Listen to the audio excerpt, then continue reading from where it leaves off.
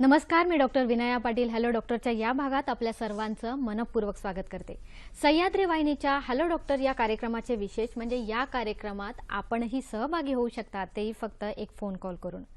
प्रेक्षको, या भागात ही साखळी चालली वाढली कारण प्रजनन हा निसर्गाचा नियम आहे आणि निसर्गाने तो प्रत्येकाला बहाल केला आहे। पण प्रेक्षको, मूलभूत गरजांच्या खूप पलीकडे जाण्याच्या नादात आपण हेच विसरलो की आपणही या निसर्गाचा एक भाग आहोत। त्यामुळे नियम तोडल्यामुळे बऱ्याच नियमबाह्य आजारांना आपल्याला सामोरं जावं लागतं। असाच एक आजार म्हणजे वंध्यत्व। वंध्यत्व का वाढतोय? सध्याच्या काळात स्त्री पुरुष ही वंध्यत्व वाढणारी समस्या का झालेली आहे? त्यामागची कारणं काय, लक्षणं काय आणि एकूणच यावर खात्रीशीर आयुर्वेदीय उपचार कुठले, या सगळ्यांवर आज आपण चर्चा करणार आहोत। खास आजच्या विषयात स्त्री पुरुष वंध्यत्व आणि आयुर्वेद यावर आपल्याला मार्गदर्शन करतील ओमकार आयुर्वेदाचे संचालक डॉक्टर सत्यन गुजर। नमस्कार डॉक्टर, हॅलो डॉक्टर मध्ये तुमचे खूप खूप स्वागत। डॉक्टरांची माहिती मी आपल्याला अशी देऊ इच्छिते, डॉक्टर सत्यन गुजर हे संपूर्ण महाराष्ट्राला परिचित असे एक व्यक्तिमत्व आहे।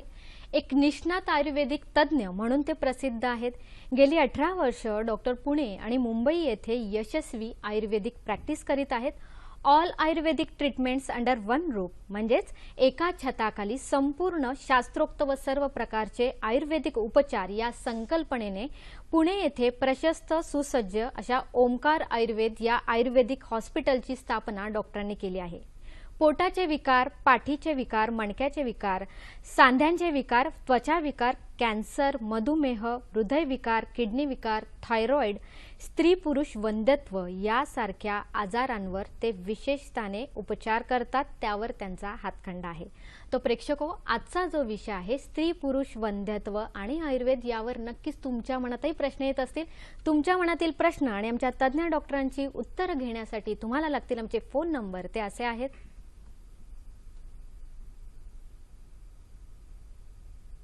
022 हा मुंबईचा कोड क्रमांक आहे आणि लँडलाईन नंबर आहे 24908050 24988050।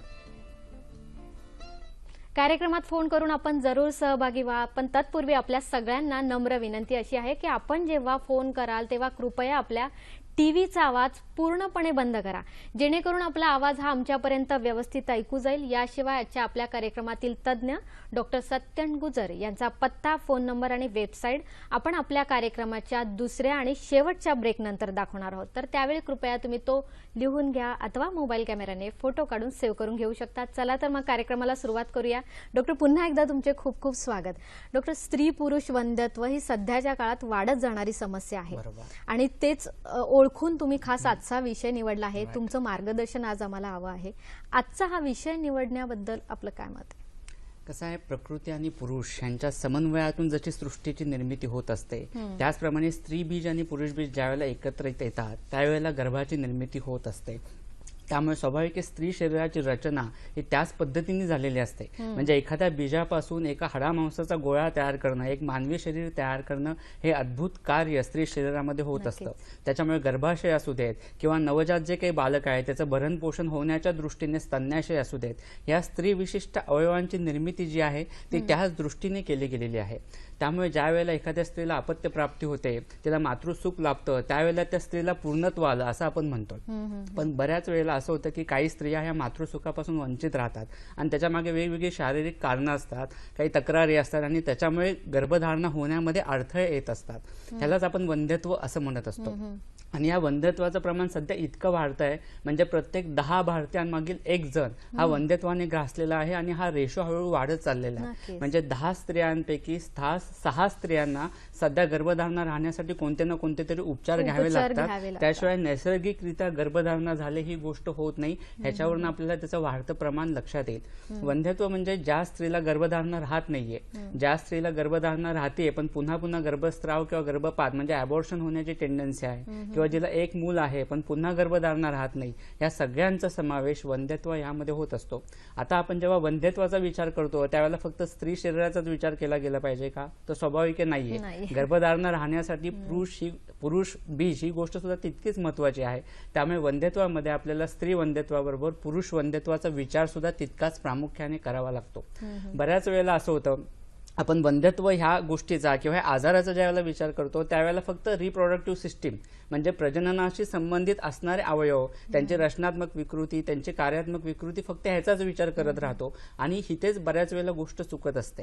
कारण फक्त त्या स्थानाच्या विकृतीमुळेच वंध्यत्व राहतं अशी गोष्ट नाहीये.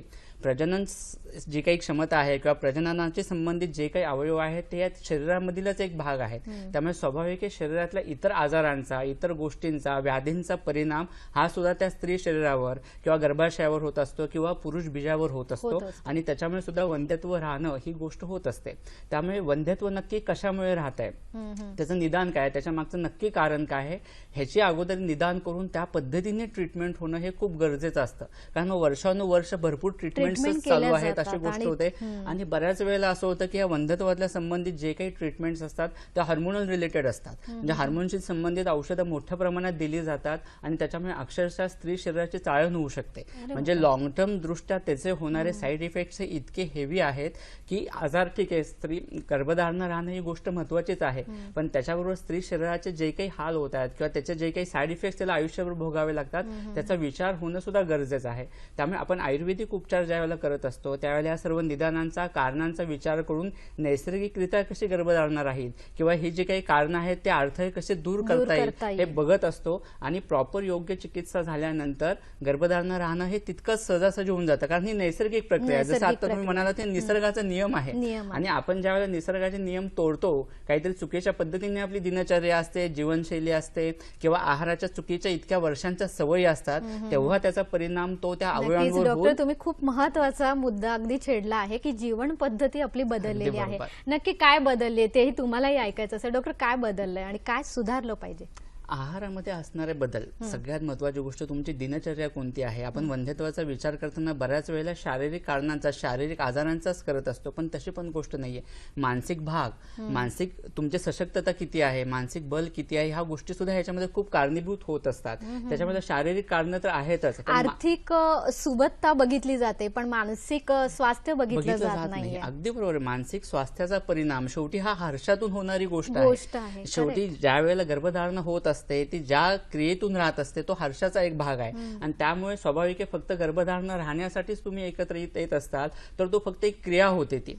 आणि मग त्याचा उपयोग ज्या आयुर्वेदाने सांगतानाच गर्भधारणा राहण्यासाठी पुरुषाच्या आणि स्त्रियाची मानसिक शक्ती जितकी चांगली असेल किंवा त्यांचं मानसिक स्वास्थ्य जितकं चांगलं असेल तितके गर्भधारणा सहजासहजी राहू शकते असंच म्हणलेलं आहे. अगदी सुदृढ असेल. आहाराचे बदल तुमचे सध्याचे बदलत चाललेले आहेत. आंबट गोष्टी जास्त प्रमाणात घेणं, फास्ट फूडचं प्रमाण इतक्या जास्त प्रमाणात वाढतंय, लोणची पापड जास्त प्रमाणात घेतलं जाणं, पिझ्झा बर्गर इतक्या मोठ्या प्रमाणात घेतो, चायनीज गोष्टी आपण जास्त घेतो आणि ह्याच्यामध्ये मोठ्या प्रमाणात सोडा असतो, फर्मेंटेड फूड असतो की ज्याचा परिणाम त्या स्त्री बीजावर, पुरुष बीजावर मोठ्या प्रमाणात होत असतो.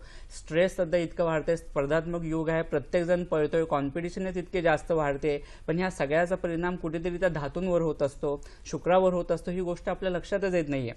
आपण एक गोष्ट मिळवायला जात असतो पण त्याचा शरीरावर होणारा निगेटिव्ह इम्पॅक्ट खूप मोठ्या प्रमाणात दिसतो. म्हणजे कितीतरी आता वंध्यत्वामुळे, म्हणजे आता जे आपण केसेस बघतो, आम्ही क्लिनिकमध्ये येणाऱ्या केसेस बघतो इनफर्टिलिटीच्या, त्या 60% पेशंटमध्ये सगळी टेस्ट नॉर्मल असतात, कुठेच काहीच प्रॉब्लेम नसतो दोघांमध्ये, तरी सुद्धा गर्भधारणा राहत नाही. आणि ह्याचं कारण हितेच शोधणं गरजेचं असतं. प्रत्येक वेळेला प्रजनन संस्थेशी संबंधित अवयवांमध्येच काहीतरी रचनात्मक किंवा कार्यात्मक, स्त्रीविषयीच तो त्रास असेल असं नाही, अशी गोष्ट नाहीये. कार्यात्मक विकृती किंवा रचनात्मक विकृती असेल अशी गोष्ट पण होत नाही. एकतर तो मानसिक भाग असू शकतो किंवा इतर शरीरातल्या कोणत्या तरी आजारांचा परिणाम म्हणून त्याच्यावरून सुद्धा गर्भधारणा राहत नसते. या सगळ्या बारीक सारीक सूक्ष्मांश गोष्टींचा विचार करणं गरजेचं असतं आणि आयुर्वेदाने तो केलेला आहे. म्हणून बऱ्याच वेळेला असं होतं की 15-15, 20-20 वर्ष इनफर्टिलिटीचा प्रॉब्लेम आहे, वंध्यत्वाचा प्रॉब्लेम आहे आणि आयुर्वेदिक ट्रीटमेंट केली, योग्य प्रकारे ट्रीटमेंट झाली की 5-6 महिन्यात गर्भधारणा राहते आणि मग तो चमत्कार आहे असं वाटतं, पण तशी बिलकुल गोष्ट नाही. तो शास्त्रोक्त पद्धतीने शास्त्र काय सांगतंय ह्याचा विचार करून ते केलेले उपचार आहेत आणि त्याचं ते फलित आहे. नक्कीच डॉक्टर, तुम्ही खूप छान समजावून सांगितलं. आमच्या बऱ्याच प्रेक्षकांना कळालं असेल की काय चुकीचं आहे. आता अगदी महत्वाचा मुद्दा की गर्भधारणेसाठी काही घटक कारणीभूत असतात, ते कुठले असतात, कशावर लक्ष दिलं पाहिजे? प्राकृतरित्या, नैसर्गिकरित्या गर्भधारणा राहण्यासाठी स्वाभाविक 2 महत्वाच्या गोष्टी म्हणजे स्त्री बीज सशक्त असणं, व्यवस्थित असणं, पुरुष बीज सशक्त असतं. शुक्राणूंची संख्या पाहिजे तितक्या प्रमाणात असणं, शुक्राणूंची गती चांगली असणं की जेणेकरून तो शुक्र योनी मार्गातून गर्भाशयापर्यंत पोहोचेल, गर्भनलिकांपर्यंत पोहोचेल आणि गर्भधारणा करू शकेल.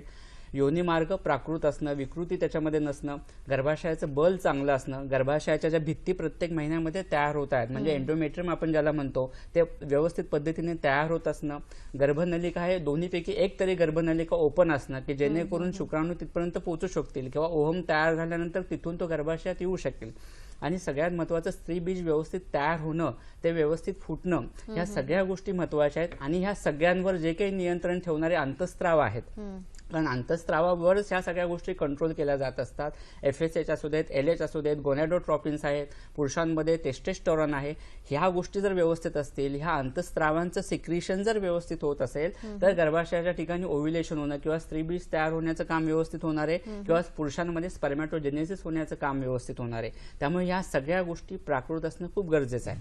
आयुर्वेदाने एक सूत्र सांगितलेलं आहे, त्याच्यामध्ये 4 गोष्टी प्रामुख्याने महत्वाच्या असतात: ऋतू, क्षेत्र, अंबू आणि बीज. नक्कीच. ऋतू म्हणजे तुम्हाला पाळी प्रत्येक महिन्याला व्यवस्थित येणं. काही स्त्रियांमध्ये ही 26 दिवसांची असते, काहींमध्ये 28 दिवसांची असते किंवा 30 दिवसांची असते. तर हे तुमचं सर्क्युलेशन व्यवस्थित असणं किंवा तुमचं चक्र जे आहे ते व्यवस्थित असणं ही गोष्ट महत्वाची आहे. क्षेत्र म्हणजे ज्या ठिकाणी गर्भधारणा होते, म्हणजे स्त्री शरीर असू देत किंवा गर्भाशय असू देत, त्याला आयुर्वेदाने क्षेत्र म्हणलंय. म्हणजे सोपं उदाहरण, आपण क्षेत्र व्यवहारात कशाला म्हणतो की शेतीला म्हणतो की शेती. तुम्हाला समजा एखाद्या शेतामध्ये एखादं पीक घ्यायचं असेल तर तुम्ही त्याच्यामध्ये जे बीज टाकताय ते जितकं चांगलं असेल, त्याची क्वालिटी जितकी चांगली असेल, ती जिथं आपण पीक घ्यायचंय ती जमीन जितकी सुपीक असेल, तिथं जर तुम्हाला पाणी आपण चांगल्या पद्धतीने मिळालं आणि स्वाभाविक ह्या गोष्टी व्यवस्थित असेल तर येणारं पीक हे चांगलंच असणार आहे. गर्भधारणा, प्रेग्नन्सी राहणं हीच गोष्ट आहे. म्हणजे एकतर शुक्राणू जे आहेत ते चांगल्या क्वालिटीचे पाहिजेत, योग्य मात्रेत पाहिजेत, जिथं आपल्याला पीक घ्यायचे म्हणजे गर्भाशय व्यवस्थित पाहिजे, प्राकृत पाहिजे, स्त्री शरीरामध्ये कोणत्याही विकृती नकोत, गर्भधारणा झाल्यानंतर त्या गर्भाचं पोषण व्यवस्थित व्हायला पाहिजे, त्यासाठी प्लॅसेंटा व्यवस्थित पाहिजे, स्त्रीचा आहार चांगला पाहिजे, आवश्यक असणाऱ्या गोष्टी प्रेग्नन्सी राहिल्यानंतर घेतल्या गेल्या पाहिजेत. आणि जेव्हा ह्या गोष्टी व्यवस्थित राहतात त्यावेळेला गर्भस्राव होणं, अबॉर्शन्स होणं या गोष्टी पण होत नाहीत. प्रेग्नन्सी सहजासहजी राहत असते आणि पुढच्या गोष्टी चांगल्या, बालक चांगलं तयार होणं, चांगल्या पद्धतीने जन्माला येणं, कोणत्याही विकृती नसलेलं व्यवस्थित असणारं, ही गोष्ट महत्वाची आहे. आणि जर ह्या गोष्टी प्राकृत असतील तरच गर्भधारणा इझिली राहते आणि त्याच्यामध्ये कोणतेही कॉम्प्लिकेशन्स आलेत ही गोष्ट पण होत नाही. नक्कीच. डॉक्टर, तुम्ही काही स्लाइड आणलेले आहेत ते आम्हाला दाखवा, जेणेकरून आम्हाला समजेल की नक्की ही गर्भधारणा होते कुठे, कसं असतं ते. आपण स्त्री शरीराची एक स्लाइड या ठिकाणी दाखवलेली आहे की प्रजनन, स्त्री शरीराशी संबंधित विशिष्ट प्रजनन अवयव कोणते आहेत. आपल्याला खाली दिसतोय तो वजाना म्हणजे योनी मार्ग. योनी मार्ग प्राकृत असणं ही गोष्ट खूप महत्वाची आहे. त्याच्यापुढे वर जो आहे तो सर्व्हिक्स, ज्याला गर्भाशय मुख असं म्हणलं जातं. त्याच्या वर जो आपल्याला भाग दिसतोय तो गर्भाशयाचा, की ज्या ठिकाणी गर्भधारणा होते, ज्या ठिकाणी गर्भ वाढत असतो. युटेरस म्हणजे हा गर्भाशयाचा भाग आहे. कडेला 2 ज्या आपल्याला दिसत आहेत त्या फॅलोपॉइंट ट्यूब्स आहेत, गर्भनलिका आहेत. आणि खाली दोन्ही बाजूला जे दिसत आहेत त्याला ओव्हरी, बीजकोश, फलकोश असं म्हणलेलं आहे की ज्या ठिकाणी स्त्रीबीज तयार होतं. हे स्त्रीबीज तयार झाल्यानंतर ज्यावेळेला फुटतं, ओव्ह्युलेशन होतं, नंतर ते फॅलोपॉइंट ट्यूबमध्ये येतं, गर्भनलिकेमध्ये येतं आणि तिथे शुक्राणू पोचल्यानंतर त्या ठिकाणी स्त्री बीज आणि पुरुष बीज एकत्र होऊन युनाइट होऊन ओव्हम तयार होतो. मग तो ओव्हम हा गर्भाशयामध्ये येतो. गर्भाशयामध्ये ज्या वेळेला तो ओव्हम चिकटला जातो आणि चिकटल्यानंतर ज्या वेळेला प्लॅसेंटा तयार होते, त्याच्या पेशी तयार व्हायला सुरुवात होतात, त्याच वेळेला गर्भधारणा झाली असं आपण म्हणू शकतो. फक्त स्त्री बीज आणि पुरुष बीज एकत्र आलंय आणि त्याचं एम्बेडिंग झालं नाही, गर्भाशयामध्ये तो चिकटला नाही, अपरा तयार झाली नाही, तर आपण त्याला प्रेग्नन्सी राहिली असं म्हणू शकत नाही. योग्य ठिकाणी ते स्त्री बीज फलन होणं हे गरजेचं आहे. डॉक्टर, आपल्याला एक फोन आलेला आहे. शिवशरण कवठेकर बोलतायत सोलापूर इथून. नमस्कार शिवशरणजी. मी सोलापूरवरून बोलतो मॅडम. बोला. आणि माझा प्रश्न असा आहे की स्त्रीबीज कमी येतं, स्त्रीबीज कमी येतात, ते टायमिंग फुटत नाही मॅडम. ओके. आणि प्लस त्याने काय म्हणलं डॉक्टर, स्त्रीबीज आपलं नलिका आहेत ना, चौकप आहेत का म्हणून बघायला हे केलेले आहेत. ओके. आणि ते आम्ही ते एक्सरे करून हे करून बघितलेलं आहे, लिक्विड सोडून. त्यामध्ये तर नॉर्मल दाखवतं. एक मुलगा होऊन एक्सपायर झाले सर, आता अजून थांबले नाही सर, त्यामुळे. आणि माझे तर नॉर्मल आहेत report sir. Very good. Okay, ठीक आहे. धन्यवाद शिवशरणजी. काय सांगणार डॉक्टर? हॅलो. ओके, धन्यवाद. ठीक आहे. गर्भनलिका ब्लॉकेजेस कुठेही नाही आहे, त्यांची हिस्ट्रोसाल्फिंजिओग्राफी ऑलरेडी झालेली आहे, एसएचजी झालेलं आहे, ते नॉर्मल आहे. मेन प्रॉब्लेम आहे की स्त्री बीज फुटत नाहीये, स्त्री बीज व्यवस्थित तयार होत नाही आणि स्वाभाविक ओव्ह्युलेशनच झालं नाही, स्त्री बीजच फुटलं नाही, तयार झालं नाही, तर पुढे गर्भधारणा राहण्यासाठी प्रॉब्लेम तयार होत असतात प्रामुख्याने. आणि बऱ्याच पेशंटमध्ये म्हणजे स्त्री वंध्यत्वामध्ये गर्भधारणा न राहण्यामागे ओव्ह्युलेशन व्यवस्थित न होणं हे 70% पेशंटमध्ये कारण दिसत असतं. आणि ह्याचा आयुर्वेदाने अतिशय सूक्ष्मांशाने विचार केलेला आहे. आपण का पीसीओडीचा प्रॉब्लेम कॉमनली फार दिसत असतो, ओव्ह्युलेशन व्यवस्थित होत नाही, स्त्री बीज फुटत नाहीये, म्हणजे त्याचं कवच एकतर खूप घट्ट तयार होतंय किंवा तयार होताना स्त्री बीज प्रॉपर तयार होत नाही आणि त्याच्यामुळे ओव्ह्युलेशन होत नाही, हे कॉमनली दिसत असतं. आणि आयुर्वेदाने याचा विचार करताना आर्तव म्हणून केलेला आहे. रसधातूचा उपधातू म्हणून आर्तव तयार होत असतं आणि आर्तव व्यवस्थित तयार झालं तर स्त्री बीज व्यवस्थित तयार होण्याची प्रक्रिया होत असते आणि त्यांच्यामध्ये तोच प्रॉब्लेम जास्त प्रमाणात दिसतोय. आता ह्याच्यात वेगवेगळी कारणं आहेत. AMH हा एक प्रकार असतो. AMH हार्मोन जर कमी असेल म्हणजे ओव्ह्युलेशन स्त्री बीज ज्याला आपण कोटा म्हणतो की रिझर्व्ह मध्ये किती आहे, प्रॉपर स्त्री बीज किती तयार होऊ शकतात, त्याचंच जर प्रमाण कमी असेल तर मग ते ओव्ह्युलेशन व्यवस्थित होत नाही, हे सुद्धा कारण असतं. आणि या सगळ्याचा विचार स्वाभाविक आहे आर्तवच व्यवस्थित न होणे ह्याच्या मागे होत असतं. बऱ्याच वेळेला काय होतं की स्त्री बीजाची वाढ चांगल्या पद्धतीने होत असते, 20-22 mm पर्यंत ते पोहोचतं, पण त्याचं कवच खूप कठीण असेल तर त्याच्यामुळे सुद्धा ते फुटत नाही, अशी सुद्धा गोष्ट असते. आयुर्वेद याच्यामध्ये चित्रक बी नावाचं एक औषध आहे, ते तुम्हाला कुठल्याही काष्टौषधीमध्ये मिळेल, ते त्यांना सुरू करा. रोज 1-1 ग्रॅम घेत चला, म्हणजे 10व्या दिवसापासून 20व्या दिवसापर्यंत कंटिन्युअस ते घ्यायचं. म्हणजे जर स्त्री बीज कठीण असेल आणि फुटत नसेल तर ह्या औषधाचा उपयोग नक्कीच चांगल्या पद्धतीने होईल. पण जर प्रॉपर फॉलिकल्सच स्त्री बीजात कन्वर्ट होत नाहीयेत अशी जर गोष्ट असेल तिथे प्रॉपर आयुर्वेदिक पंचकर्म उपचार आवश्यक आहेत, आयुर्वेदिक औषधं आवश्यक आहेत. कारण फक्त घरगुती उपचारांनी सॉल्व्ह होणारी ही समस्या नाहीये, त्याला आपल्याला मूळ कारणापर्यंत जाऊन योग्य उपचार होणं गरजेचं आहे. म्हणजे योग्य तुम्ही आयुर्वेदिक तज्ञ डॉक्टरांकडे जाऊन उपचार घेतल्यास नक्कीच तुम्हाला योग्य उपचार मिळतील. शिवशरणजी, प्रेक्षको, बऱ्याच जणांना असं वाटतं की आपण व्हेज खाणं खातोय म्हणजे आपल्याला काही पदार्थ मिळत नसतील, पण ते कुठल्या कुठल्या पदार्थातून मिळतात? ओमेगा 3 फॅटी ऍसिड जे आपल्या शरीरासाठी खूप गरजेचं आहे ते कशामधून मिळतं हे सांगणार आहे मी एका छोट्याशा ब्रेक नंतर. कुठेही जाऊ नका, बघत राहा कार्यक्रम हॅलो डॉक्टर.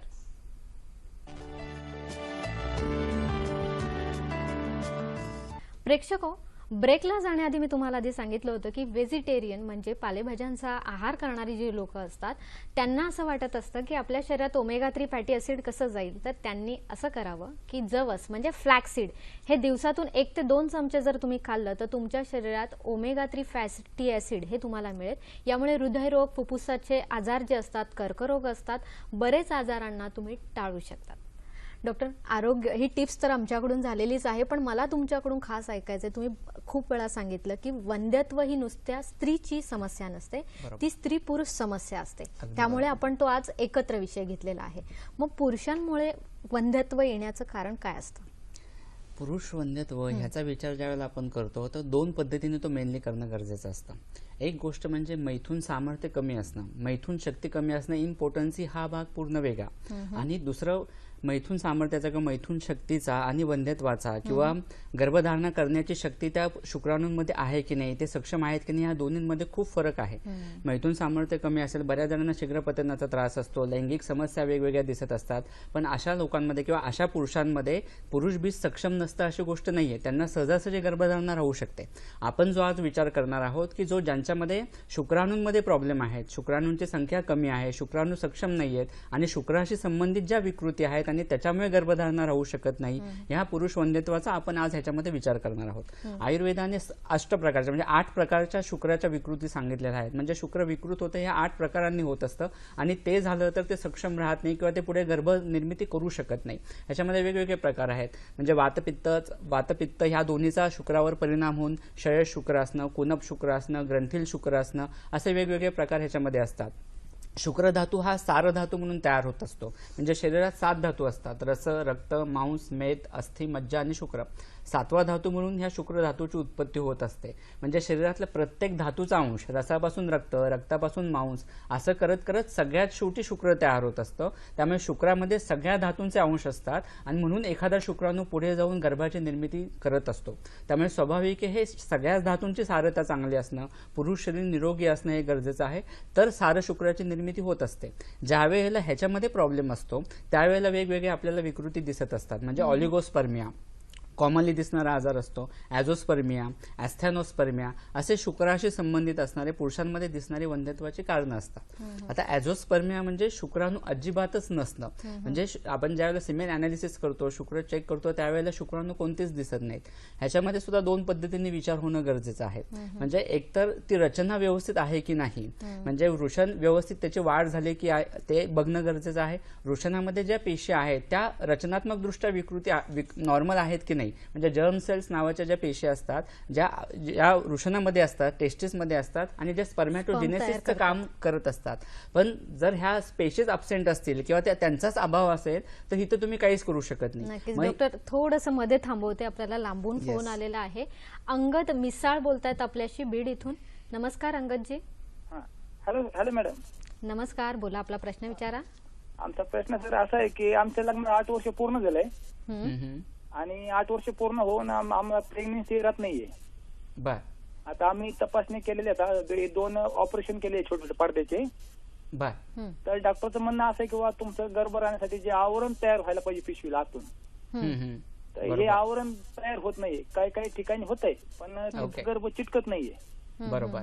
तर यासाठी काय केलं पाहिजे? आम्ही आयुर्वेदिकचे बी औषध सध्या चालू केलेले पॅथॉलॉजीचे, आणि अगोदर आमचं मोठी नगरला स्टेटमेंट चालू होती, पण काय सर रिझल्ट आणखी आला नाहीये.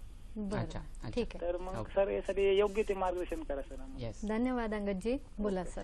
अतिशय चांगला प्रश्न आहे. वंध्यत्वामध्ये जसं आपण म्हणलं की गर्भाशयाच्या भित्ती व्यवस्थित तयार होणं, गर्भाशयाचा जो स्तर आहे, म्हणजे प्रत्येक पाळी येते म्हणजे काय होत असतं की गर्भशय्या तयार केली जाते, म्हणजे गर्भधारणा झाली तर त्या गर्भाचं पोषण व्यवस्थित व्हावं म्हणून ही गर्भशय्या तयार होत असते, म्हणजे एंडोमेट्रियम वाढत असतं, गर्भाशयाची जी भित्ती आहे ती वाढत असते आणि गर्भधारणा झाली तर त्याच्यात एम्बेडिंग होतं, म्हणजे गर्भ रुजला जातो आणि पुढे नाळ तयार होते. आता तुमच्या मिसेसमध्ये हीच प्रॉब्लेम येतोय की त्यांचं एंडोमेट्रियमच वाढत नाहीये, पाहिजे तितकं वाढत नाहीये, की जेणेकरून जरी स्त्रीबीज पुरुषबीज एकत्र येऊन ओव्हम तयार झाले तर तो चिकटू शकत नाही, तिथे रुजत नाहीये.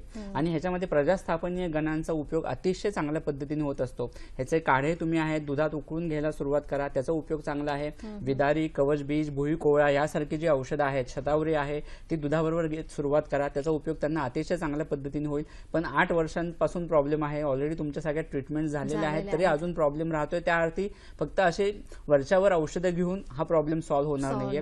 त्याच्यासाठी पंचकर्माने शरीर शुद्धी होणं गरजेचं आहे. बस्तीचा उपयोग याच्यामध्ये खूप चांगला होतो. उत्तर बस्ती खूप चांगल्या पद्धतीने उपयोगी होतात. उत्तर बस्ती म्हणजे गर्भाशयातच डायरेक्ट औषधयुक्त तेल किंवा काढे, बहुतांश याच्यामध्ये तेलांचाच वापर मोठ्या प्रमाणात केला जातो. आणि गर्भाशयाचं बल कसं वाढेल, त्या गर्भाशयाच्या भित्तींचं पोषण कसं होईल हे बघणं गरजेचं असतं. आंबट आंबवलेले पदार्थ किंवा लोणची पापड त्यांना जास्त घेण्याची सवय असेल, चहा जास्त प्रमाणात घेतला जात असेल तर ह्या गोष्टी बंद करा. शेवगा जास्त प्रमाणात नको, तुरीची डाळ वगैरे ह्याचं प्रमाण कमी ठेवा. उष्ण पदार्थ जास्त घेऊ नका. रात्री जागरण मोठ्या प्रमाणात नको. हे दिनचर्येतले बदल होणं सुद्धा खूप गरजेचं आहे. त्यांची प्रकृती स्थूल असेल तर अतिमेद वाढून सुद्धा त्याचा परिणाम हा गर्भाशयाच्या आवरणावर होत असतो. त्यामुळे त्या दृष्टीने व्यायाम करणं किंवा स्थूलपणा कमी करण्याच्या दृष्टीने व्यायाम होणं गरजेचं आहे. जर प्रकृती कृश असेल तर स्वाभाविक मांसच व्यवस्थित तयार नाही झालं, मांस धातूचं पोषण होण्याच्या दृष्टीने औषध होणं गरजेचं आहे. सो स्वाभाविक प्रकृतीनुसार तुमच्या औषधं बदलत असतात, त्याच्या मागच्या कारणांनुसार बदलत असतात. मग या सगळ्याचा सारासार विचार करून ट्रीटमेंट होणं गरजेचं आहे. अंगदजी आणि सगळ्याच प्रेक्षकांसाठी डॉक्टरांनी एवढं सगळं सांगण्यामागचं कारण हे आहे की जरी हा विषय सर खूप गहन आहे, याच्यावर नुसतं आपण फोनद्वारे उपचार नाही देऊ शकत.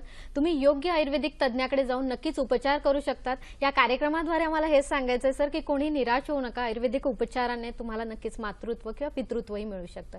डॉक्टर, आपण पुरुष वंध्यत्वाविषयी बोलत होतो, काय सांगणार आहात?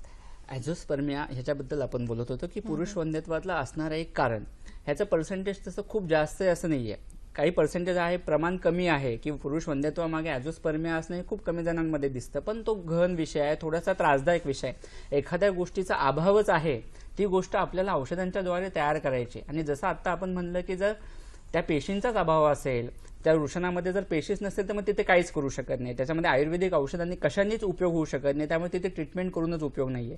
हां, पण जर पेशी आहेत, तुम्ही ज्यावेळेला बायोप्सी, टेस्टिक्युलर बायोप्सी करता त्यावेळेला रचना व्यवस्थित आहे, रचना सगळी व्यवस्थित आहे, पण तरी स्पर्मॅटोजेनेसिस होत नाहीये, तर इथे आपल्याला आयुर्वेदिक औषधांचा उपयोग अगदी नक्की चांगल्या पद्धतीने होत असतो. कारण रचना आहे, फक्त आपल्याला त्यांना कार्य करायला लावायचं आहे किंवा त्यांच्यापर्यंत आवश्यक असणारा रॉ मटेरियलच पोचत नाहीये असं आपण म्हणूया. म्हणजे आयुर्वेदाने जसं सांगितलं की रसापासून रक्त होतं, रक्तापासून मांस, मांसापासून मेद, मेदापासून अस्थि, मग मज्जा आणि मज्जेपासून शुक्र तयार होतं. म्हणजे ज्यावेळेला शरीरामध्ये एक्झॅक्टली म्हणजे ज्या वेळेला शरीरामध्ये मज्जा धातू तयार होत असतो त्याच वेळेला सार सूक्ष्म भागाने शुक्र तयार होत असतं की ज्याचं स्पर्मॅटोजेनेसिस होतं. म्हणजे काय होतं की या सूक्ष्म शुक्र भागाचं रूपांतर स्थूल शुक्रामध्ये होणं. म्हणजे शुक्र धात्वाग्नीचं काम काय आहे, वृषणाच्या ठिकाणी ह्या सूक्ष्म शुक्राचं रूपांतर स्थूल शुक्रात होण्याचं काम ह्या पेशींमार्फत होत असतं.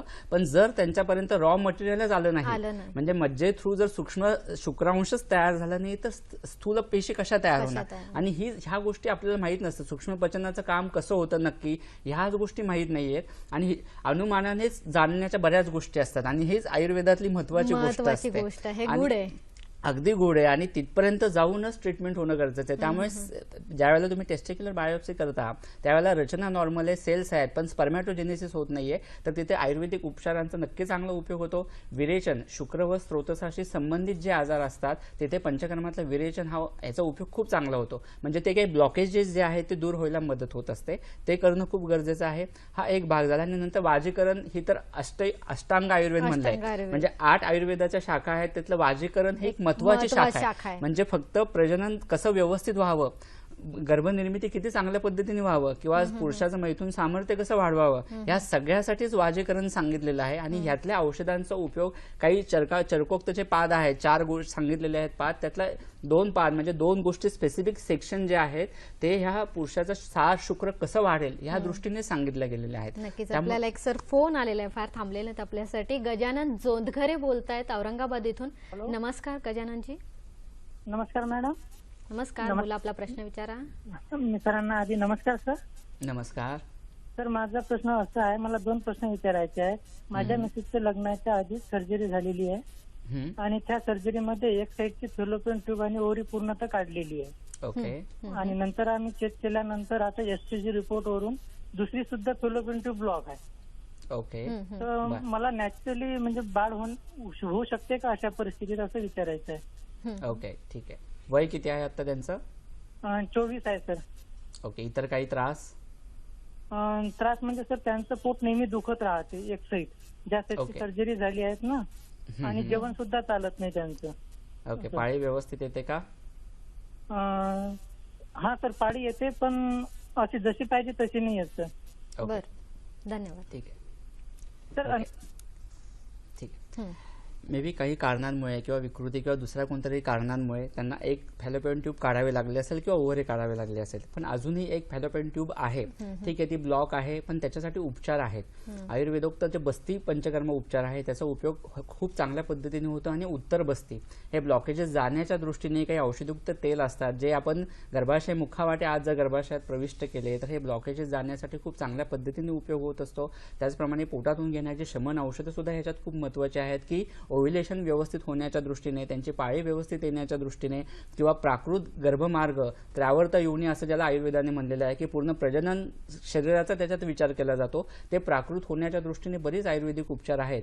ते जर व्यवस्थित घेतले तरी एक गर्भनिर्धारण होण्याच्या दृष्टीने, त्याच्यामुळे नैसर्गिकरित्या राहूच शकत नाही किंवा ह्याला उपचारच काही नाहीत अशी गोष्ट नाहीये. हे उपचार तुम्ही जर केलेत तर हा प्रॉब्लेम सॉल्व्ह होऊ शकतो. अजून सुद्धा त्यांचं वय सुद्धा कमी आहे, त्याच्यामुळे काहीच प्रॉब्लेम येणार नाही. नक्कीच. प्रेक्षको, व्यवस्थित आयुष्य जगण्याचा मार्ग म्हणजे आयुर्वेद आणि या आयुर्वेदात सगळ्याच आजारांवर उपचार आहे. खास आज आपण चर्चा करतोय स्त्री पुरुष वंध्यत्वावर. डॉक्टर आपल्याला खूप छान पद्धतीने समजावून सांगतात. पण तत्पूर्वी वेळ झाली का छोट्याशा विश्रांतीची. कुठेही जाऊ नका, बघत राहा कार्यक्रम हॅलो डॉक्टर.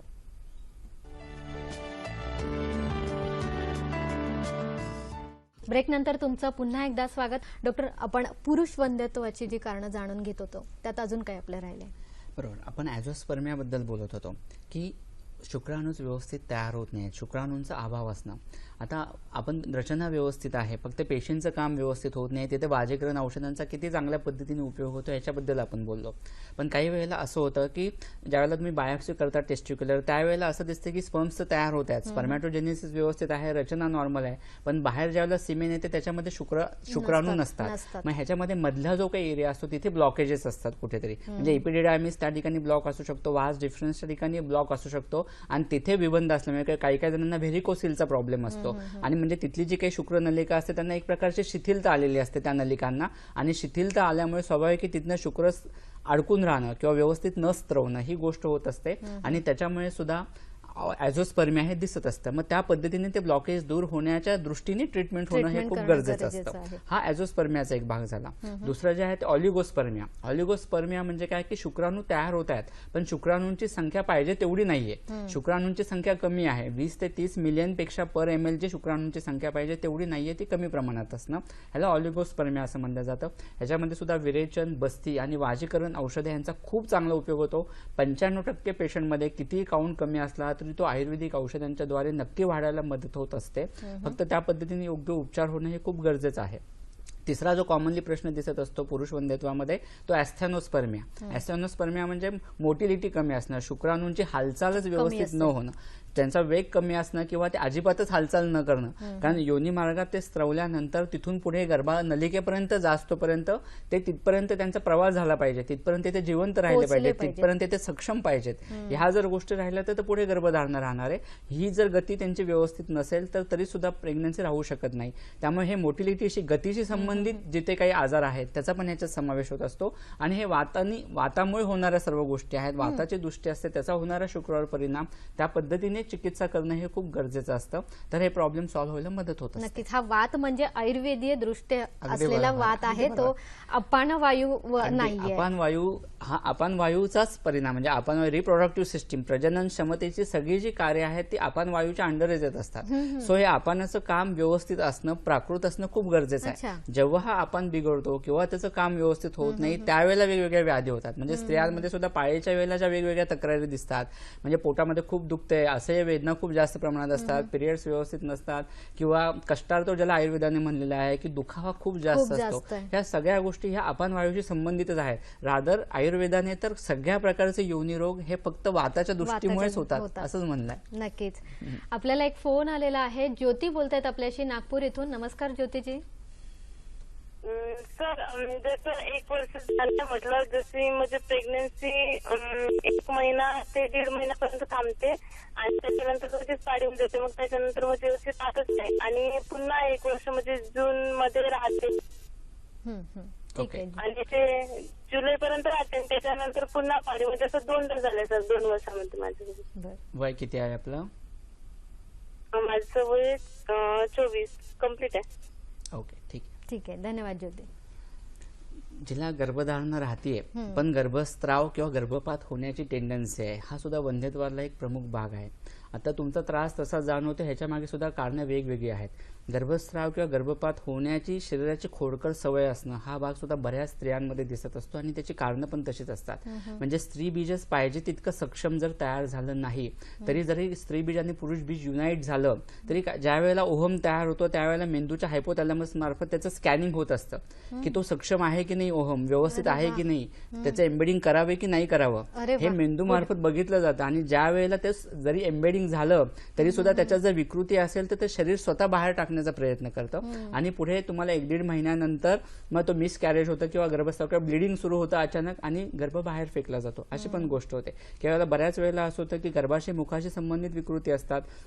म्हणजे स्त्री वंध्यत्वाचे आपण कारण ज्यावेळेला बघतो त्यावेळेला या सगळ्या गोष्टींचा त्याच्यात समावेश होत असतो. किंवा बऱ्याच वेळेला गर्भाशयाचं बलच कमी असणं किंवा गर्भाशय भित्तींचं बल चांगलं नसणं की जेणेकरून गर्भ तिथं रुजला तरी त्याचं पोषण व्यवस्थित होऊ शकेल, अशी पण गोष्ट होते. आणि त्याच्यामुळे पुन्हा पुन्हा गर्भस्राव किंवा गर्भपात होण्याची टेंडन्सी असते. किंवा काही काही वेळेला काय होतं की शरीरात वेगवेगळ्या अँटीबॉडीज स्त्री शरीरात ऑलरेडी तयार झालेले असतात, ज्याचा आयुर्वेदाने कृमी म्हणून विचार केलेला आहे, रक्तात असणाऱ्या कृमी. मग गर्भ तयार झाल्यानंतर ह्या कृमींचा ज्यावेळेला परिणाम त्या गर्भावर होत असतो त्याचा परिणाम म्हणून सुद्धा हे गर्भस्राव किंवा गर्भपात होणं म्हणजे टॉर्च टेस्ट पॉझिटिव्ह येते. आधीचे झालेले तुमचे इन्फेक्शन्स असतील त्याच्या अगेन्स्ट शरीरात ज्या अँटीबॉडीज तयार होत आहेत त्याचा होणारा गर्भावर परिणाम. गर्भस्राव किंवा गर्भपात ज्यांना 3 महिन्याच्या अगोदर होतो तो गर्भस्राव, 3 महिन्यानंतर होतो तो गर्भपात. मग अबॉर्शन ज्यावेळेला होत असतं म्हणजे 3 महिन्यानंतर होणारे गर्भपात ह्याच्यामध्ये 60% पेशंटमध्ये एकतर टॉर्च टेस्ट पॉझिटिव्ह असते किंवा शरीरात गर्भाच्या अगेन्स्ट किंवा नको असणाऱ्या अँटीबॉडीज तयार होण्याची टेंडन्सी असते. किंवा दुसरं म्हणजे गर्भाशयाचं बल कमी असणं किंवा तिसरा प्रकार म्हणजे गर्भाशयाचं मुख जे आहे त्याचं बल कमी असणं की त्याची होल्डिंग कॅपॅसिटी कमी असणं. इनकॉम्पिटंट म्हणजे ऑस असं ज्याला म्हणलं जातं की ते जसं आतलं पाणी वाढत जातं, गर्भ जसं वाढतो तसं जे वेट वाढत जाईल ते धरून ठेवू शकत नाही. मग त्या पद्धतीने उपचार हे बदलत असतात. सो ह्या मागे आता तुमचं कारण कोणतं आहे, काय आहे, ह्या पद्धतीने विचार करून उपचार होणं गरजेचं आहे. म्हणजे पुन्हा पुन्हा गर्भस्राव किंवा गर्भपात होण्याची टेंडन्सी नष्ट होईल.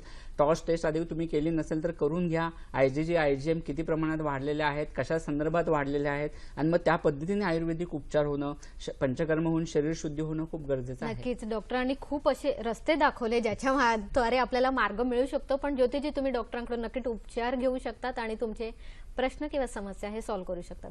डॉक्टर, आपण पुरुष वंध्यत्वाविषयी बोललो, पण आता स्त्री वंध्यत्वाची कारणही तुम्ही बरंच सांगितले, पण पुन्हा आपण कशावर आता अजून जोर देऊ शकतो?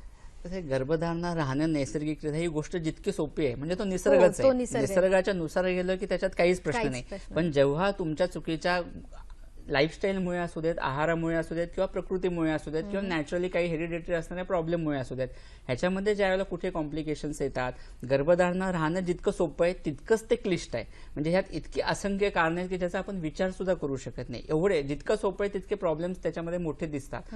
मग आता प्रामुख्याने कोणती कारणं दिसतात त्याच्यासाठी आपण एक स्लाइड बघूयात की ज्याच्यामध्ये प्रामुख्याने स्त्री वंध्यत्व कशामुळे राहतं या सगळ्याचा विचार केलेला आहे. आता आपल्याला पहिल्यांदा दिसतं की योनी मार्गामध्ये वेगवेगळे इन्फेक्शन्स असतील किंवा सर्व्हिक्सच्या ठिकाणी वेगवेगळे इन्फेक्शन्स असतील. कारण फंगल इन्फेक्शन सर्व्हिक्सच्या ठिकाणी असणं हे खूप कॉमनली दिसत असतं. तिथे लॅसरेशन्स असतात, जखमा असतात, व्रण असतात, आणि योनी मार्गामध्ये जर उष्णता खूप जास्त प्रमाणात असेल तर स्वाभाविक शुक्राणू तिथेच मृत होतात, तिथेच मरतात, पुढे जाऊच शकत नाहीत. किंवा गर्भाशय मुखाच्या ठिकाणी इन्फेक्शन्स असेल तरी शुक्राणू तिथे मृत होण्याचे पर्सेंटेज खूप वाढतं. आपण गर्भाशयाचा ज्यावेळेला विचार करतो त्यावेळेला गर्भाशयामध्ये सेप्टम असणं म्हणजे नको असणारे एखादा मांसल भाग वाढणं, आणि हा हेरिडेटरी फॅक्टर बऱ्याच वेळेला असतो की त्या मुलीमध्ये गर्भाशयाची वाढ व्यवस्थित होत नाहीये किंवा नको असणारा सेप्टम मध्ये आहे, गर्भाशयाच्या पोकळीमध्ये जर नको असणारी एखादी गोष्ट आली किंवा एखादा मांसल भाग वाढला तर स्वाभाविक गर्भधारणा राहत नाही. म्हणजे आता कॉपर्टीचा यूज केला जातो, तो कशासाठी केला जातो? कारण तसाच तो नियम आहे की एखादी गोष्ट जर पोकळीत असेल तर तिथे गर्भधारणा राहू शकत नाही, म्हणून कॉपर्टी वापरले जाते. सो नॅचरली जर तिथे पॉलिप्स आहेत, फायब्रॉइड आहेत, म्हणजे गाठी गर्भाशयामध्ये झालेल्या आहेत, किंवा सेप्टम असेल तरी गर्भधारणा राहू शकत नाही. आता आपल्याला ही त्या ठिकाणी दिसतंय की ट्यूबल ब्लॉकेजेस असेल, गर्भनलिकांमध्ये जर ब्लॉक असेल तर स्वाभाविक गर्भधारणा राहू शकत नाही. ज्यावेळेला आपण फलकोशाचा विचार करतो, ओव्हरी, फलकोश जे फलित होत आहे तो, म्हणून त्याचं नाव जे छान दिलंय खूप, फलकोश, कारण ते फलित जर झालं नाही, तिथे स्त्री बीज तयार झालं नाही, ओव्हरीजचं काम व्यवस्थित नसेल तर गर्भधारणा राहणार नाहीये. तो ओव्हरीजच्या ठिकाणी विकृती असणं, त्या ठिकाणी PCOD सारखा प्रॉब्लेम असणं, स्त्री बीज व्यवस्थित तयार न होणं, हा एक प्रकार असतो. एंडोमेट्रोसिस काही पर्सेंटेजमध्ये दिसतं, वंध्यत्वाचं कारण असतं की त्याप्रमाणे जे नॉर्मल पद्धतीने गर्भाशयामध्ये जशा पेशी तयार व्हायला पाहिजेत, गर्भभित्तीमध्ये तयार व्हायला पाहिजेत, तशाच त्या बाहेर तयार व्हायला लागतात, युटेरसच्या बाहेर. म्हणजे आयुर्वेदानुसार हे धात्वांतर गमन असतं. म्हणजे मांसधातू जिथे तयार व्हायला पाहिजे किंवा जिथे त्या अवयवाच्या पेशी तयार व्हायला पाहिजेत त्या विकृतरित्या दुसरीकडे तयार होतात, ॲडेजन्स तयार होतात, आणि ॲडेशन झाले की ब्लॉकेज आले की वंध्यत्वाला प्रॉब्लेम्स क्रिएट होतात. ही झाली कॉमनली दिसणारी कारणं. आता आपण पुढचा एक थोडासा फोन आलेला आहे, आपल्याशी बोलू इच्छित आहे. शुभांगी बोलतायत उस्मानाबाद इथून. नमस्कार शुभांगीजी. हॅलो. हॅलो, बोला, आपला प्रश्न विचारा. नमस्ते मॅडम. नमस्ते सर. मॅडम, माझ्या लग्नाला 12-13 वर्ष झाले. पहिली मुलगी आहे मला. मुलगी नॉर्मली खूप लवकर राहिलेली आहे आणि माझी नॉर्मल डिलिव्हरी आहे. तिच्यानंतर मला जवळपास प्रेग्नेन्सी राहण्यासाठी खूप त्रास झालेला आतापर्यंत. म्हणजे जवळपास 3 महिन्याच्या आधीच मिसकॅरेजचा प्रॉब्लेम येतो. माझे टॉर्च, थायरॉइड वगैरे जीन्स असे बरेच टेस्ट झालेले आहेत सर, आणि प्रत्येक सगळे टेस्ट माझे जवळपास नॉर्मल आलेले आहेत.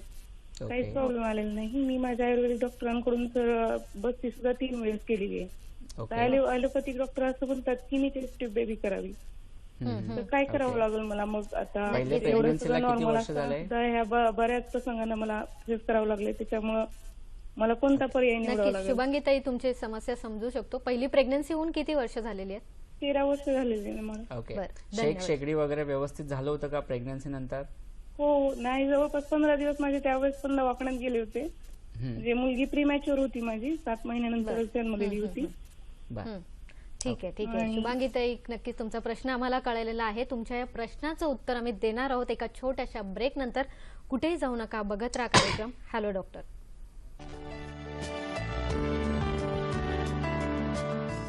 ब्रेक नंतर तुमचं पुन्हा एकदा स्वागत. प्रेक्षको, आजचा जसा महत्त्वपूर्ण विषय आहे तसंच उद्याच्या आणि परवाच्या आपल्या हॅलो डॉक्टरच्या कार्यक्रमाचा विषय काय आहे तेही आपण पटकन बघूया. शनिवार दिनांक 9 डिसेंबर रात्र 8 वाजताच्या कार्यक्रमाचा विषय आहे ऑटिझम, गतिमंदत्व आणि आयुर्वेद. सहभागी होणार आहेत वैद्य समीर गोविंद जमदग्नी. रविवार दिनांक 10 डिसेंबर रात्र 8 वाजताच्या कार्यक्रमाचा विषय आहे तंबाखूमुळे होणारे कॅन्सर व उपचार. सहभागी होणार आहेत डॉक्टर तुषार पाटील आणि डॉक्टर विनोद गोरे. या दोन्ही कार्यक्रमात तुम्ही हॅलो डॉक्टर DDK Mumbai@gmail.com इथे तुम्ही तुमचे प्रश्न विचारू शकतात. आपले प्रश्न हे त्या कार्यक्रमात जरूर सहभागी करून घेतले जातील. डॉक्टर, आपण चर्चा करतोय स्त्री पुरुष वंध्यत्वाविषयीची. स्त्री वंध्यत्वामधले अजून कुठली कारण आपली बाकी आहेत? आता आपण प्रामुख्याने कारणं बघितली कोणकोणती आपल्याला दिसता येत आहे. त्याच्याबरोबर वेगवेगळे हॉर्मोनल इम्बॅलन्स हे प्रामुख्याने कारण स्त्री वंध्यत्वामध्ये दिसत असतं. हॉर्मोन्सच पाहिजे तसं सिक्रेट न होणं, पिट्युटरी मार्फत गोनॅडोट्रॉपिन्सचं जे सिक्रेशन असते ते व्यवस्थित होणं खूप गरजेचं असतं. त्याच्यामध्ये जर तरतांबेता असेल म्हणजे FSH किंवा LH पाहिजे तितक्या प्रमाणात सिक्रेट झाले नाहीत, टेस्टोस्टेरॉन जास्त प्रमाणात सिक्रेट व्हायला लागलं, इस्ट्रोजन किंवा प्रोजेस्टेरॉनचं प्रमाण जितकं पाहिजे तितकं जर नसेल तर स्वाभाविक आहे त्याचा परिणाम हा गर्भाशयावर होणारच. त्यांचं फंक्शनिंग जितक्या प्राकृतरित्या व्हायला पाहिजे तितकं होणार नाही आणि त्याच्यामुळे गर्भधारणा राहण्यासाठी वेगवेगळ्या अडचणी होत असतात. ही झाली कॉमनली दिसणारी कारणं. आता ह्याच्याबरोबर छोटी मोठी इतकी अनेक कारणं आहेत. म्हणजे आता समजा योनीचा pH, वजाण्याचा pH जर खूप जास्त असेल, तिथे औष्ण्य खूप जास्त असेल तर हे खूप साधं कारण असतं. हे तर तुम्हाला कोणत्या टेस्टमध्ये कळत नाही, पण त्याच्यामुळे पण गर्भधारणा राहू शकत नाही. वेगवेगळे इन्फेक्शन जाण्याच्या दृष्टीने आपल्याला ट्रीटमेंट करणं गरजेचं असतं. टॉर्च पॉझिटिव्ह असेल तर त्यानुसार ट्रीटमेंट होणं गरजेचं असतं. गर्भाशयाचं बल कसं वाढेल ही गोष्ट बघणं सुद्धा खूप गरजेचं आहे. ओव्ह्युलेशन कसं प्राकृत होईल हे आयुर्वेदाने रसाचा उपधातू म्हणून आर्तव तयार होत असतो. त्याच्यामुळे आहार रस व्यवस्थित तयार होणं, रस व्यवस्थित तयार झाला तर उपधातू म्हणून आर्तव व्यवस्थित तयार होणार आहे. म्हणजे स्त्रीबीज चांगलं तयार होईल, प्राकृत तयार होईल आणि ओव्ह्युलेशन जर व्यवस्थित झालं तर स्वाभाविक आहे प्राकृतरित्या गर्भधारणा राहायला मदत होऊ शकते. त्यामुळे स्त्री वंध्यत्वाच्या ट्रीटमेंटचा ज्यावेळेला आपण विचार करत असतो त्यावेळेला प्रत्येक बारीक सारीक गोष्टींचा सूक्ष्मांश दृष्टीने विचार करणं गरजेचं आहे. तुमची लाईफस्टाईल कशी आहे, इतर कोणते आजार तर नाहीत ना, त्याचा परिणाम म्हणून या प्रजनन संस्थेवर होते म्हणून गर्भधारणा राहत नाहीये. त्यानुसार शरीर शुद्धी होऊन पंचकर्म होणं गरजेचं आहे आणि त्यानुसार अभ्यंतर जी काही आपण चिकित्सा करत आहोत त्या पद्धतीने उपचार होणं गरजेचं आहे. मग ह्याच्यामध्ये रसायन औषधं असू देत, वाजिकर औषधं असू देत किंवा त्या कारणानुसार म्हणजे ब्लॉकेजेस असतील तर ते अडथळे कसे दूर होतील फॅलोपियन ट्यूब्समध्ये त्या पद्धतीने ट्रीटमेंट झाली. PCOD कॉमनली दिसणारा प्रॉब्लेम स्त्री वंध्यत्वामध्ये आहे की फॉलिकल्स जे स्त्री बीजात कन्वर्ट व्हायला पाहिजे ते कन्वर्टच होत नाहीयेत. त्याचं रूपांतर हे पाण्याच्या गाठीमध्ये होते, सिस्टमध्ये होते आणि जर स्त्री बीजच तयार झालं नाही तर मग पुढे प्रेग्नन्सी राहणं शक्य होत नाही. आणि PCOD जसजसा वाढत जातो तसं स्त्री शरीरावर नको असणारे दुष्परिणाम पण जास्त दिसत असतात. कारण ते इस्ट्रोजन जसजसं वाढत जाईल तसतसा मग त्वचा काळवंडायला लागते, केस जास्त प्रमाणात गळायला लागतात, वजन जास्त वाढायला सुरुवात होत असते. अशा वेगवेगळ्या गोष्टी ह्या स्त्री शरीरावर दिसायला सुरुवात होतात आणि त्याच्यामुळेच मानसिक खच्चीकरण त्या मुलीचं जास्त होतं. आणि सध्या असं होते की आफ्टर मॅरेज पेक्षा ह्या मुलींमध्ये म्हणजे ॲडोलेसन्स एजमध्ये 15 पासून 20-22 ह्या वयोगटात PCODचं प्रमाण हे खूप वाढलेलं आहे. आणि इतके वर्ष त्रास राहिला तर पाळी व्यवस्थित येणार नाही आणि वर्षानुवर्ष त्याचे नको असणारे सगळ्या सिस्टीम्सवर हॉर्मोनल इम्बॅलन्स झाला तर शरीरातल्या प्रत्येक पेशीवर त्याचा परिणाम होणार आहे आणि ह्याच्यामुळे उलट मानसिक नको त्या दुष्परिणाम त्या मुलीवर व्हायला सुरुवात होत असतात. एक निगेटिव्ह थिंकिंग सुरू होत असतं. त्यामुळे त्याचा विचार होणं, PCODसाठी प्रॉपर आत्ताच ट्रीटमेंट होणं हे गरजेचं आहे जेणेकरून लग्नानंतर पुन्हा प्रेग्नन्सीच्या किंवा या वंध्यत्वाच्या प्रॉब्लेमला तुम्हाला सामोरं जावं लागलं असं होणार नाही. नक्कीच मासिक पाळी ही त्या स्त्रीसाठी संजीवनी सारखी काम करत असते. सर, ब्रेकला जाण्याआधी आपल्याला शुभांगी ताई यांचा फोन आलेला होता उस्मानाबादून. आपल्याला त्यांच्या प्रश्नाचं उत्तर द्यायचं. येस सर, पहिली गर्भधारणा होऊन 13 वर्ष होऊन गेलेले आहेत, पुन्हा गर्भधारणा राहत नाही. ह्याच्या मागची कारणं खूप वेगवेगळी आहेत. पहिल्या वेळेला बऱ्याच वेळेला आणि अशा केसेस खूप मोठ्या प्रमाणात दिसत असतात. काय होतं, पहिली गर्भधारणा झाल्यानंतर सुद्धा जी पुढची सुतिका परिचर्या आयुर्वेदाने सांगितलेलं आहे त्याचं व्यवस्थित पालन न होणं, शेकशेगडी असू देत, तुमचा आहार असू देत, पुढच्या 45 दिवसात शरीरात होणारे बदल आहेत त्यानुसार तुमची परिचर्या असणं गरजेचं आहे, ते व्यवस्थित न पाळलं जाणं किंवा जे स्त्री शरीरात बदल होत आहेत त्यानुसार उपचार न होणं किंवा हार्मोनल चेंजेस मोठ्या प्रमाणात होत असणं किंवा इतर काही कारणं तुमची नंतर जी काही शरीरात बदल घडलेले असतील त्याच्यामुळे सुद्धा प्रेग्नन्सी राहत नाही असंही होत असेल. ह्या गोष्टी खूप गहन आहेत आणि ह्या सगळ्यांचा विचार करून तुम्ही ट्रीटमेंट घेतली तर अजूनही प्रेग्नन्सी राहायला तुम्हाला काही प्रॉब्लेम येईल असं वाटत नाही. कारण ऑलरेडी एक प्रेग्नन्सी होऊन गेलेली आहे. त्यामुळे खूप मेजर गोष्टी असतील असं नाहीये. फक्त कुठेतरी बारीकशी गोष्ट असते ती महत्वाची असते पण ती लक्षात येत नाही. शोधणं गरजेचं आहे. शोधणं गरजेचं आहे आणि त्यानुसार ट्रीटमेंट होणं गरजेचं आहे. नक्कीच. आणि ते तुम्हाला आयुर्वेदिक डॉक्टर्स नक्कीच शोधून देतील. प्रेक्षक, आजचा आरोग्य सल्ला आपल्याला अशीच माहिती घेऊन आलेला आहे. बघूया काय आहे तो. वंध्यत्व निवारणासाठी मसालेदार चमचमीत बाहेरचे पदार्थ वर्ज्य करून सकस पौष्टिक फळभाज्या युक्त आहार घ्यावा. वाढते वजन हे एक वंध्यत्वाचे महत्त्वाचे कारण आहे, त्यामुळे वजन आटोक्यात ठेवण्याचा प्रयत्न करावा. शारीरिक आरोग्यासोबतच मानसिक आरोग्यासाठी योगासने, प्राणायाम व ध्यान धारणा करावेत. दारू, सिगारेट, रात्रीचे व्हॉट्सअप आणि फेसबुक बघणे इत्यादी व्यसनांपासून दूर राहावे. नियमित रोज रात्रीची 7 ते 8 तास झोप घ्यावी. यामुळे शरीराच्या संप्रेरकांचे म्हणजे हॉर्मोनलचे चक्र व्यवस्थित राहण्यास मदत होते. प्रेक्षको, आजच्या कार्यक्रमातला कुठला भाग जर बघायचा असेल तर तुम्ही त्याचं पुन्हा प्रसारण बघू शकतात. 11 डिसेंबरला, माफ करा, सोमवार दिनांक 18 डिसेंबरला सकाळी 9 वाजता. आमचा कार्यक्रम कसा वाटला हेही आम्हाला जरूर कळवा. याशिवाय ज्या डॉक्टरांना आमच्या कार्यक्रमात सहभागी व्हायचं असेल त्यांच्यासाठी हा खास पत्ता. निर्माती हॅलो डॉक्टर, दूरदर्शन केंद्र, पांडुरंग बुतकर मार्ग, Worli, Mumbai 400030. Hello doctor DDK Mumbai @gmail.com इथे तुम्ही आम्हाला मेल करू शकतात. याशिवाय facebook.com/ddsahyadri.in इथे फॉलो करू शकतात. youtube.com/user/ddsahyadri इथे तुम्ही आमचे सर्व कार्यक्रम बघू शकतात. प्रेक्षको, वेळ कमी आणि सर्व विषयाची गहनता जास्त आहे. सर, काही मला असा प्रश्न मनात येतोय की बाकी सुद्धा काही आजार असतात, त्या आजारांचा परिणाम वंध्यत्व असं येऊ शकतो का? अगदी प्रश्न नाही, ही तर गोष्ट खूप महत्वाचीच आहे वंध्यत्वामध्ये. जसं आपण पहिल्यांदाच म्हणलो की बऱ्याच वेळेला फक्त रिप्रोडक्टिव्ह सिस्टीमचा म्हणजे प्रजनन संबंधित जे काही अवयव आहेत त्यांच्या विकृतीचा, कार्यात्मक विकृतीचा, रचनात्मक विकृतीचाच फक्त विचार केला जातो, पण शरीरातल्या इतर आजारांचा जो काही परिणाम त्या प्रजनन संस्थेवर होते ह्या गोष्टी कुठेच बघितल्या जात नाही. त्या बघितल्या जाणं खूप गरजेचं आहे. बऱ्याच वेळेला ज्यावेळेला टेस्ट सगळ्या नॉर्मल येत असतात त्यावेळेला ही कारणं तुम्हाला इतर आजारांमुळे होणारा परिणाम ह्याच्यामध्येच सापडत असतात आणि त्या पद्धतीने उपचार करणं गरजेचं असतं. बऱ्याच वेळेला स्त्री शरीरामध्ये उष्णता खूप मोठ्या प्रमाणात जास्त असते आणि त्याचा परिणाम ह्या स्त्री बीजावर होत असतो, गर्भाशयावर होत असतो.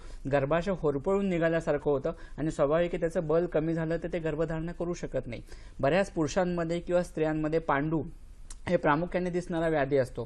पांडूमध्ये निस्सारः शिथिलेंद्रिया असं आयुर्वेदाने म्हणलंय. सगळ्या धातूंना एक प्रकारचं निस्सारत्व येतं. धातूंचंच पोषण व्यवस्थित होत नाही, शुक्राचं पोषण व्यवस्थित होणार नाही, इंद्रियांना शिथिलता येते, त्याच्यामुळे गर्भधारणा राहू शकत नाही. बऱ्याच स्त्री पुरुषांना पचनाशी संबंधित वेगवेगळे आजार असतात आणि पचन प्रक्रिया व्यवस्थित नसेल, प्रवाहिकेसारखे आजार आहेत, IBS सारखा आजार आहे आणि ह्याच्यामुळे जर आहार रसच व्यवस्थित तयार झाला नाही तर स्वाभाविक रसरक्त मांस मेदापासून शुक्रापर्यंत कोणत्याच धातूचं पोषण व्यवस्थित होणार नाही आणि सार शुक्र धातू तयार झाला नाही तर सक्षम शुक्राणू तयार होणार नाहीत आणि पुढे प्रेग्नन्सी राहू शकत नाही. थायरॉइड सारखा प्रॉब्लेम बऱ्याच मुलींमध्ये दिसणारा असतो. सो थायरॉइडचा जर त्रास असेल आणि त्याचा होणारा परिणाम हार्मोनल बदल ह्याच्यामुळे सुद्धा वंध्यत्व हे दिसून येत असतं. नक्कीच. अगदी सर, वेळ कमी आहे पण थोडक्यात गर्भसंस्कार होणं हे वंध्यत्वासाठी गरजेचं आहे का? अगदी थोडक्यात सर. असं गर्भसंस्कार म्हणजे तरी काय? वंध्यत्व असं म्हणण्यापेक्षा आयुर्वेदानुसार ज्या वेळेला तुम्हाला प्रेग्नन्सी पाहिजे असेल, म्हणजे जेव्हा तुम्हाला चान्स घ्यायचा आहे, अपत्य प्राप्ती व्हावी असं वाटत असेल, त्यावेळेला प्रत्येक दाम्पत्याने चान्स घेण्याच्या अगोदर शरीर शुद्धी करून घ्यावी. शरीर चांगलं असेल तरच तयार होणारं बीज चांगलं आहे आणि बीज चांगलं असेल तरच होणारं अपत्य हे अतिशय सुदृढ असणार आहे. आपल्याला इथे फक्त गर्भनिर्मिती अपेक्षित नाहीये, तर सुप्रजनन हे महत्वाचं आहे आणि सुप्रजनन होण्याच्या दृष्टीने हे गर्भसंस्कार म्हणजे काय? त्याची सुरुवात ही अगोदरपासून झाली पाहिजे. म्हणजे तुम्ही चान्स घेण्याच्या अगोदर पंचकर्म करून शरीर शुद्धी करून घेतली पाहिजे, त्याच्यानंतर चान्स घेतला पाहिजे आणि गर्भधारणा झाल्यानंतर सुद्धा प्रत्येक महिन्यात जशी अवयवाची वाढ होते तसं आयुर्वेदाने औषधं सांगितली आहेत की जेणेकरून प्रेग्नन्सी असताना कोणते प्रॉब्लेम येणार नाहीत आणि गर्भाची वाढ अतिशय चांगल्या पद्धतीने होईल. प्रेक्षको, विषय खूप मोठा होता तरी सुद्धा डॉक्टरांनी आपल्याला खूप छान मार्गदर्शन केलं. जाता जाता एवढंच सांगेन की इच्छा असेल तर मार्ग दिसेल, हे नुसतं म्हणण्यासाठी नाहीये, तर खरंच मनापासून इच्छा असेल तर तुमच्या प्रत्येक प्रश्नाचं उत्तर हे आपल्याला मिळू शकतं. आजचा वंध्यत्वासारखा जो विषय आहे तो सुद्धा आयुर्वेद उपचाराने नक्कीच बरा होऊ शकतो. हा सकारात्मक दृष्टिकोन आपल्याला डॉक्टरांनी आजच्या कार्यक्रमातून दिला. डॉक्टर, तुम्ही इथे आलात आणि आम्हाला एवढं छान मार्गदर्शन केलं त्याबद्दल हॅलो डॉक्टर आणि दूरदर्शन वाहिनीतर्फे मी आपले आभार मानते. प्रेक्षको, तुम्ही आमच्या कार्यक्रमात सहभागी झाला, आमचा कार्यक्रम खूप छान फुलला, त्याबद्दल आपलेही आभार. नवीन विषयासह नवीन कार्यक्रमात भेटू, तोपर्यंत नमस्कार.